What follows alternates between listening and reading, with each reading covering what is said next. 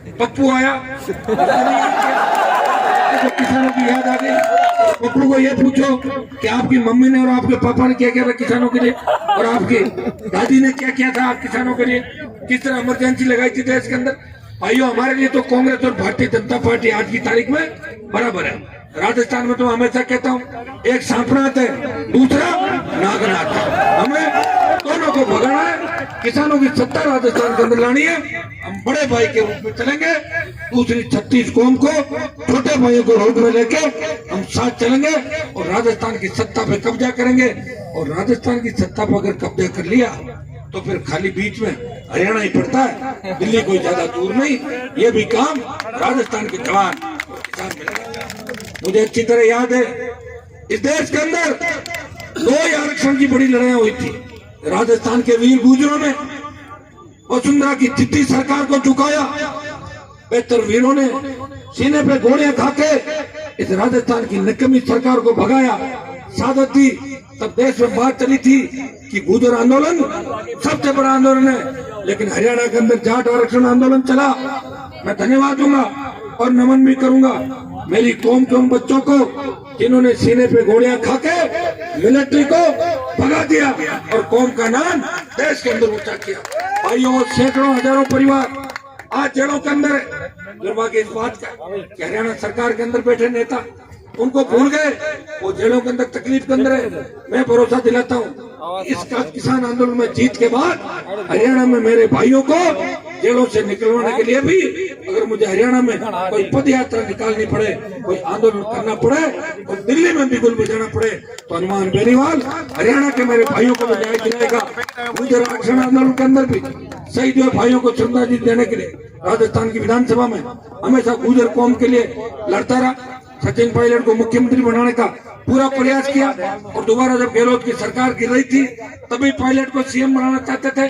मेरे तीनों विधायक कांग्रेस भाजपा के कई नेताओं ने कोशिश की इनको तोड़ ले, लेकिन तीनों टच से मस नहीं हुए और तीनों ने कांग्रेस के खिलाफ प्रोटेस्ट के अंदर वोट डाला। हम वो है जो कहते हैं और करते हैं। दिल्ली वालों ने हमें कुछ दिया नहीं है, ये नहीं कोई मोदी जी और अमित शाह जी ने उधार लेके आ गए और उनकी चुकानी है। मैं तो गया था, अच्छी बात थी, हाँ भर ली और मुझे बुरी लगी तो ना दे दी।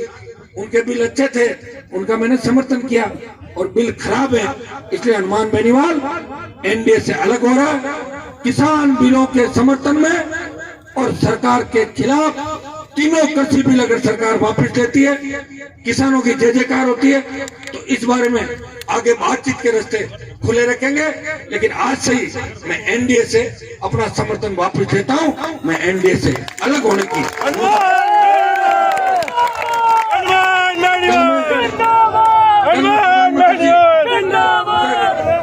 कल मैं प्रधानमंत्री जी का भाषण सुन रहा था। प्रधानमंत्री जी कह रहे थे हमने किसानों को ये दे दिया वो दे दिया। कहाँ पर दे दिया मुझे बताओ। अगर 8,000 रुपए किसान सम्मान निधि के या 6,000 रुपए किसान सम्मान निधि के किसान के खाते में आ रहे हैं तो उससे कोई किसान की आर्थिक स्थिति ठीक नहीं होगी। किसान की आर्थिक स्थिति ठीक होगी, उसका माल 3 गुना 4 गुना कीमत पे उसकी उपज मंडी के अंदर जाए, सरकार पूरी खरीद करे, उसके समय पे भुगतान हो, हर खेत में सिंचाई का पानी जाए, सिंचाई की बंद पड़ी परियोजनाओं को चालू करे, किसान के बेटों को रोजगार के साधन मिले, कानून का राज देश के अंदर हो, तब जाकर किसान का भला होगा। प्रधानमंत्री जी अपनी जीत छोड़ो, अभी तुम 3 ही अलग हुए हैं। धीरे धीरे धीरे धीरे एनडीए का कुनबा बिखर जाएगा और अकेली भारतीय जनता पार्टी रह जाएगी। तीनों उपचुनाव जो राजस्थान के अंदर है, राष्ट्रीय लोकतांत्रिक पार्टी तीनों उपचुनाव लड़ने की घोषणा करती है, किसी से गठबंधन नहीं करेंगे, आरएसपी तीनों चुनाव लड़ेगी। और मैं मेरे भाइयों को जितनी भी टीमें चूरू जिले का आसपास शेखावाटी का इलाका, आप सब अभी से ही सुजानगढ़ इलाके की टोल लेने के लिए निकल पड़ो। भीलवाड़ा, अजमेर, चित्तौड़ के नौजवान और हमारे पार्टी के पदाधिकारी प्रभारी छाड़ा, रायपुर के लिए टोले हो, राजसमंद और दूसरे जो इलाके, जयपुर की टीमें और टीमें वहां जाके लोगों की समस्याओं के समाधान के लिए अभी से ही संघर्ष की शुरुआत करें। भाइयों, आपने बहुत प्रेम आशीर्वाद मुझे दिया। इस प्रदेश में सबसे बड़ी रैलियां किसने करी, वो हनुमान बेनीवाल के खाते में गई, लेकिन मैंने भी आपको कभी धोखा नहीं दिया। भाई मान के, परिवार का सदस्य मान के, हो सकता है किसी को कुछ कह भी दिया, अधिकार पूर्वक का खुद के फायदे के लिए का कि आप अगर सुधरोगे आपका भला होगा, मेरा भला नहीं होगा। मेरा भला तो जब होगा जब आप सबका भला होगा। ये बात जरूर मैं पार्टी के अंदर भी कई बात आप लोगों को कहता रहता हूँ। भाई बढ़ के, बेटा बढ़ के आपके संघर्ष के अंदर हमेशा साथ रहा हूँ। एक बार आप सब लोग विचार विमर्श कर लें कि हमें क्या करना चाहिए और क्या नहीं करना चाहिए। तो अभी कोई यहाँ से हिलेगा नहीं। पहले मेरी बात सुनो। अभी शाहजहांपुर बॉर्डर पे बैठे हो, मैं जब तक कोई बात नहीं कहूँ अंतिम, तब तक पानी पेशाब करने के लिए तो जा सकता हो। बाकी यहाँ से निकल मत जाना गाड़ियों के अंदर बैठ के। कहीं ऐसा नहीं हो मुझे अकेला छोड़कर गांव चले जाओ सारे।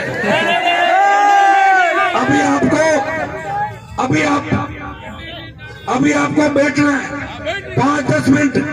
हम निर्णय करेंगे कि हमें आगे क्या करना है। वो निर्णय सुनने के बाद आपको फैसला लेना है।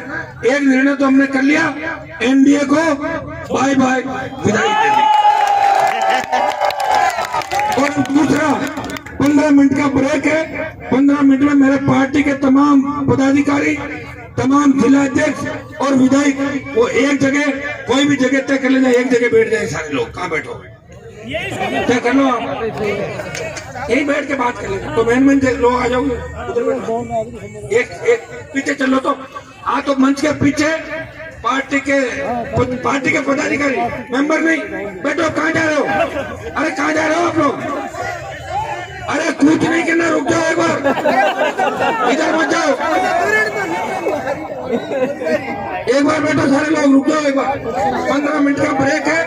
पानी पी के और पेशाब करके आ सकते हो। इधर मुझे की तरफ बताना, कोई गड़बड़ मत।